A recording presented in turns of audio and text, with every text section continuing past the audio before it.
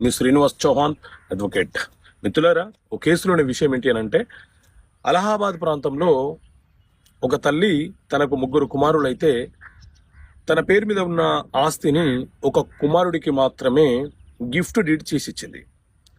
So దాని మీద సవాలు చేస్తూ సివిల్ కోర్టులో మరొక కుమారుడు ఆ ప్రాపర్టీ అనేది మా నాన్నగారు ఇష్టపూర్వకంగా తల్లి పేరు మీద కొన్న ప్రాపర్టీ, నేను ఆ ప్రాపర్టీలో హక్కుదారుణ్ణి, కానీ మా అమ్మగారు మాకు తెలియకుండానే ఒక కుమారుడికి మాత్రమే గిఫ్ట్ డీడ్ ఇచ్చిందని చెప్పి సివిల్ కోర్టులో కేసు తీసుకుంటే సివిల్ కోర్టు ట్రయల్ నిర్వహించి ఆ కేసుని తిరస్కరణ చేసింది. దాంతో అతను అలహాబాద్ హైకోర్టులో కేసు తీసుకున్నాడు.